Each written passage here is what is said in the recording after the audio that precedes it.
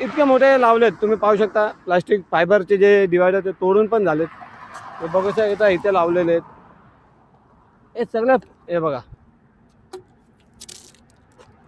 इथे सर्वत्र अशा प्लास्टिकच्या फायबरचे डिवायडर लावलेले आहेत, तुम्ही पाहू शकता.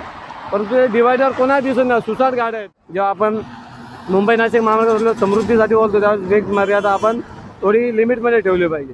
परंतु इथे टायर जे आहेत ना, तुम्ही टायरचे निशाण बघू शकता. हे बघा, हे बघा, गाड्या खूप वेगाने येतात, सुसाट येतात आणि अगदी वेळेवर येऊन त्यांच्या लक्षात येतं की इथे जो आहे तो रस्ता दुबाला गेलेला समृद्धी महामार्गात इथनं वळण घेणे असते. ते एकदम वेळेवर येऊन त्यांच्या लक्षात येतं. तुम्ही पाहू शकता टायरचे निशाण.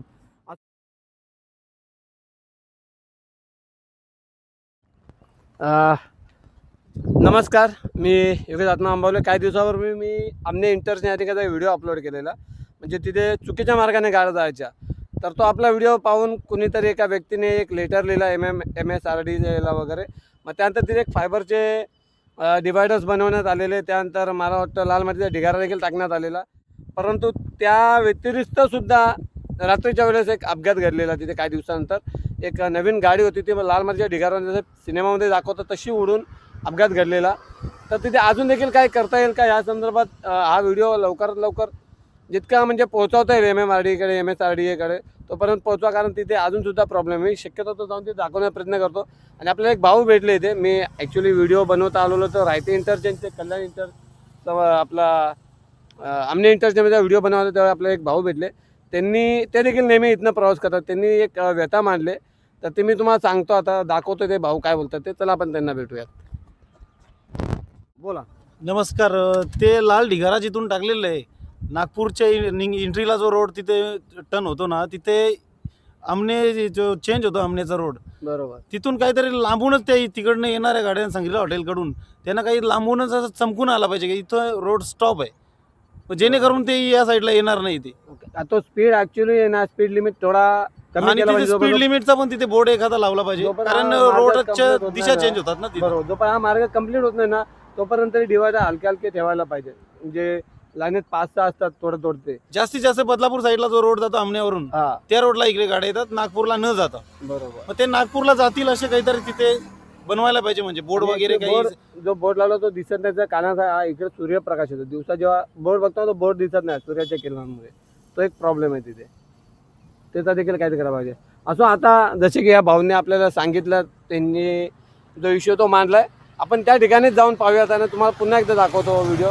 ते व्हिडिओ मी ऑलरेडी बऱ्याचदा अपलोड केला त्या ठिकाणचा. पुन्हा एकदा जाऊया आपण तिथे आणि पाहूयात. चला जाऊया. जसे की आता आपल्याला ते भाऊ भेटलेले आणि त्यांनी सांगितलं की हा जो लाल मातीचा ढिगारा आहे, या ठिकाणी एक गाडी उडाली होती आणि त्या गाडीचा अपघात झालेला असं त्यांनी सांगितलेलं आहे. तर तो अपघात रात्रीच्या वेळेस झालेला. त्यांनी असं सांगितलं की तो अपघात रात्रीच्या वेळेस झालेला. या ठिकाणाहून जी गाडी उडाली होती ती कुठे आणि कशी ते माहीत नाही. आणि ॲक्च्युली मी विचारायला विचारायला किती दिवस झाले त्या घटनेला, कारण इथे अजूनसुद्धा गाड्या ज्या त्यांची दिशाभूल होते. एवढा मोठा पाहू शकता तुम्ही, इथे बोर्ड लिहिलं इंदूर हृदय सम्राट बाळासाहेब ठाकरे समृद्धी महामार्ग आपलं स्वागत, आणि एक्झिट दाखवलं नागपूर नाशिकसाठी. आणि इथे इतके मोठे लावलेत, तुम्ही पाहू शकता. प्लास्टिक फायबरचे जे डिवायडर ते तोडून पण झालेत. हे बघू शकता इथे लावलेले आहेत. हे सगळं हे बघा, इथे सर्वत्र अशा प्लास्टिकच्या फायबरचे डिवायडर लावलेले आहेत, तुम्ही पाहू शकता. परंतु हे डिवायडर कोणा दिसत नाही. सुसाट गाड्या येतात. आत्तासुद्धा गाड्या बनवून घेतल्या. हे बघू शकता इथे हा ड्रम लावलेला आहे. तसं जो फायबरचा अजून जे डिवायडर ते देखील लावण्यात आलेले.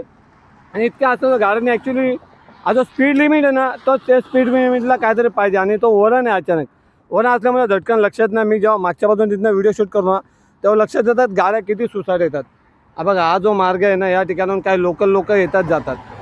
जे लोकल लोक आहेत, बाईक्स वगैरे किंवा जे 4 व्हीलर रिक्षा वगैरे इथे आजूबाजूला काम करणारे, ते लोक इथनं येतात आणि त्यांनी हे डिवायडर इथनं हलवलेलं आहे. त्यामुळे बहुतांश गाड्या ज्या आहेत तिकडून सुसाट येतात आणि ते या मार्गाने पुढे जायला बघतात. त्या भाऊने जे आपल्याला सांगितलं की इथे अपघात झालेला, लाल मातीचा जो ढिगारा लागला ना, गाडी उडाली, त्या संदर्भात आपल्याला काय आपल्याकडे क्लिप्स नाही की आपल्याकडे काय पुरावा, तो भाऊ त्या भाऊने सांगितलं आहे. आता ते रात्रीचा प्रवास करत होते, त्यांना माहिती. परंतु इथे टायर जे आहेत ना, तुम्ही टायरचे निशाण बघू शकता. हे बघा, हे बघा, गाड्या खूप वेगाने येतात, सुसाट येतात आणि अगदी वेळेवर येऊन त्यांच्या लक्षात येतं की इथं जो आहे तो रस्ता दुबाला गेलेला आहे, समृद्धी महामार्ग इथनं वळण घेणे असते ते एकदम वेळेवर येऊन त्यांच्या लक्षात येतं. तुम्ही पाहू शकता टायरचे निशाण. असो याबाबत अजून काय उपाययोजना करता येईल का बाबा? का हे जे फायबरचे डिवायडर ते बरेच लांब आहेत, त्यांना अजून थोडं लांबून पाहिजे होता.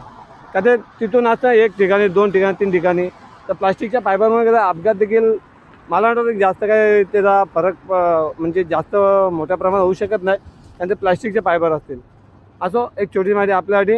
हा व्हिडिओ शेअर करा जास्तीत जास्त, जेणेकरून लोकांना कळेल की बाबा या ठिकाणून जेव्हा आपण मुंबई नाशिक महामार्ग समृद्धीसाठी बोलतो त्यावेळेस वेग मर्यादा आपण थोडी लिमिटमध्ये ठेवली पाहिजे. चला भेटूया पुढच्या व्हिडिओत. तोपर्यंत जय हिंद, जय महाराष्ट्र.